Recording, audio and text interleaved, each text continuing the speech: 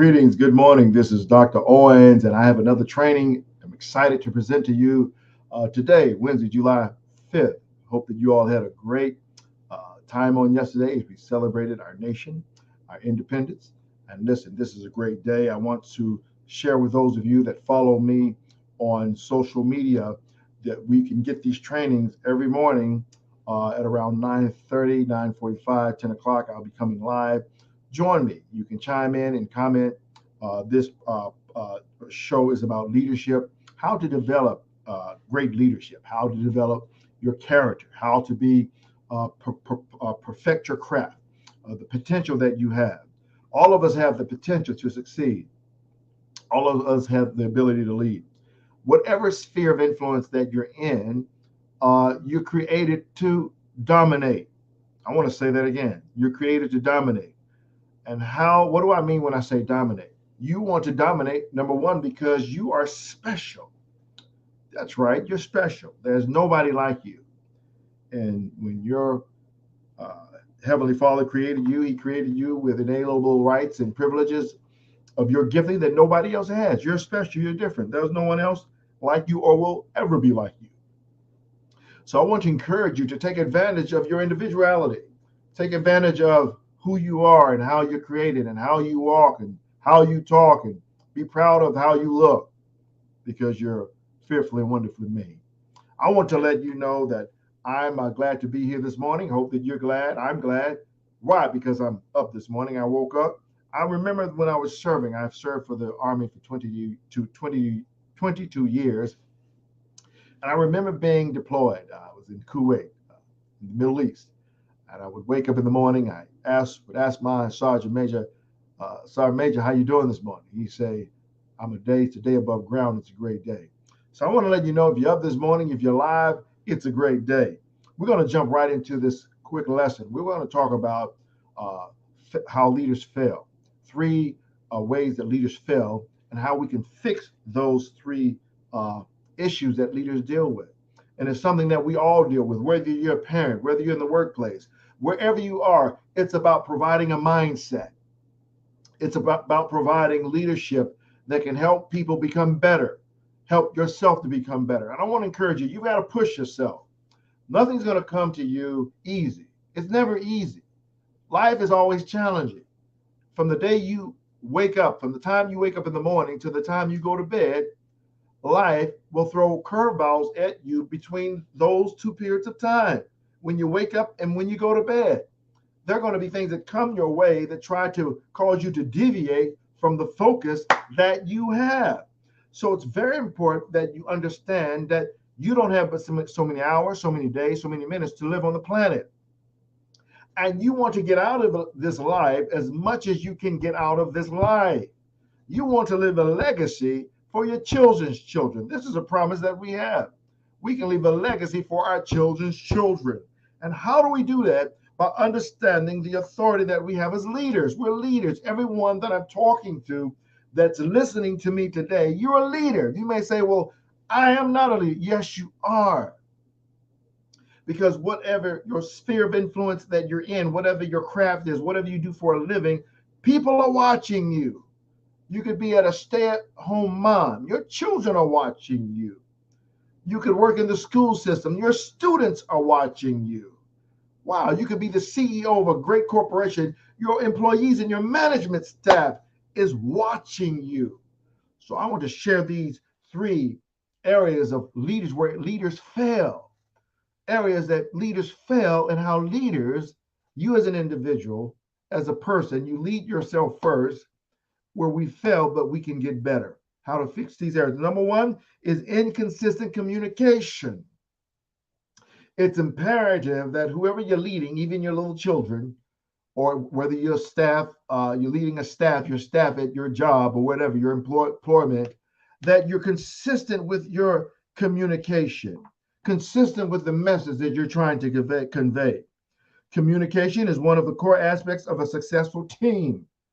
So your communication style as a leader significantly affects your leadership efforts.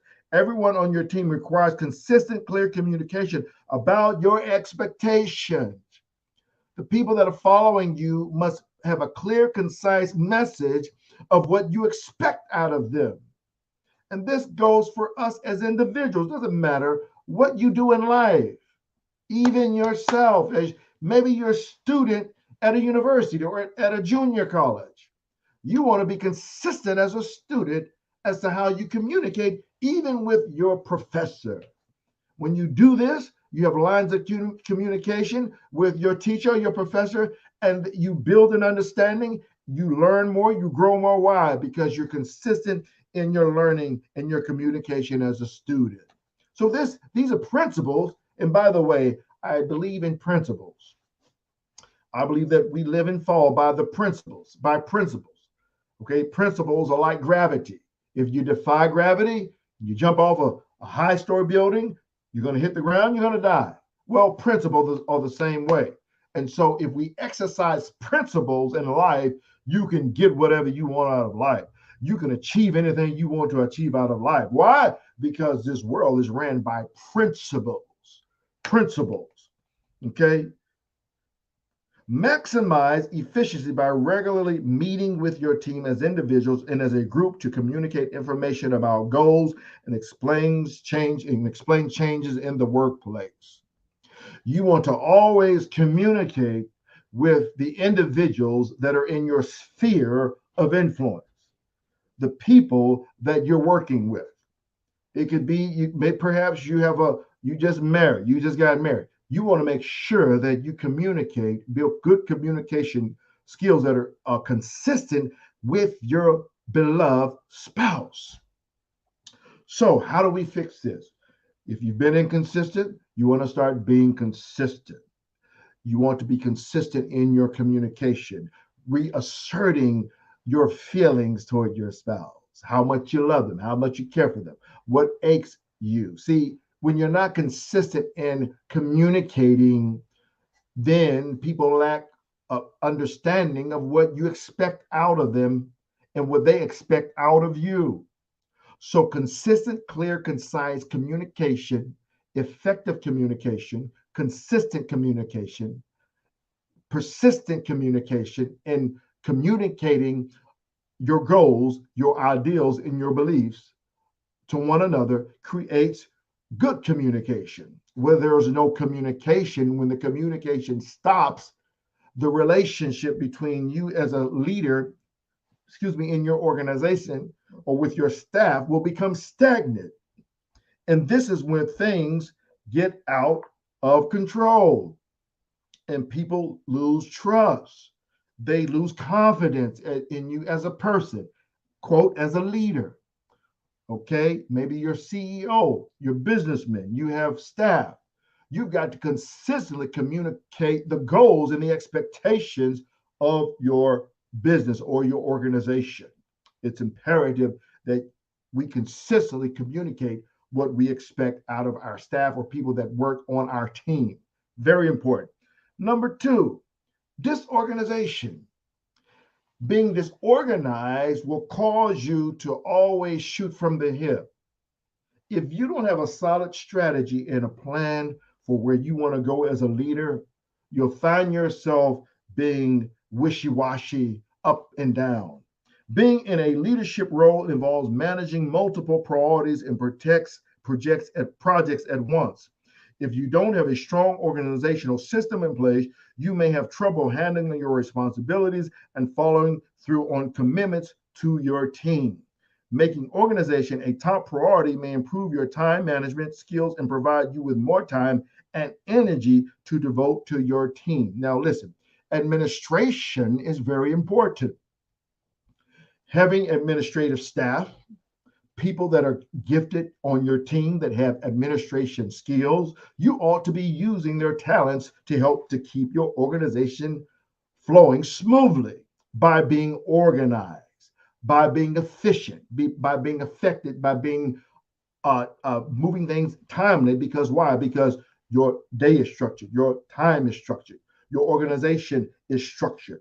Everybody knows where they line up. Everybody lines up with their place of efficiency and effectiveness in your organization.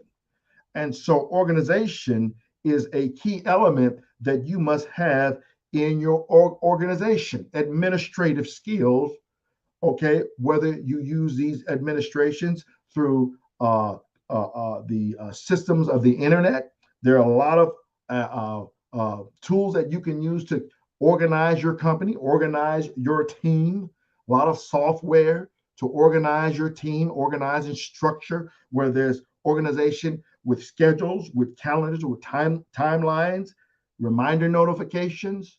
Being organized is very important. Set aside time each week to accomplish your personal duties and check in with your team about key objectives. You'll want to always consistently have team meetings, have think tank sessions where you get back with your team on a consistent basis to keep the organization what? Organized. Reevaluate things that you plan. When you use your time wisely, coordinate your responsibilities, and organize your resources, you may notice an increased ability to provide support to your team members. As leaders, we have oversight of our team, of our teams and our staffs. So it's important that I want to say this to you. Being a senior leader in the military, I was in senior non-commissioned officer responsibility roles. And I made it my business to share with every soldier on my team. I had a personal relationship with my staff and my lower enlisted soldiers. And I want to share with you from my experience, and perhaps you're principal at a school, perhaps you're a CEO of a company, doesn't matter, principles are the same. I would strongly encourage you that you have weekly meetings with not just the team, but you make time to go and establish rapport with each one of your staff. This will go a long way. Why? Because your staff knows that you really care about them, not just as a group, but as individuals. This is very, very important. Now, the third thing, and this is the last lesson on leadership I want to share with you today, is about micromanagement. It's very important that we don't get into micromanagement.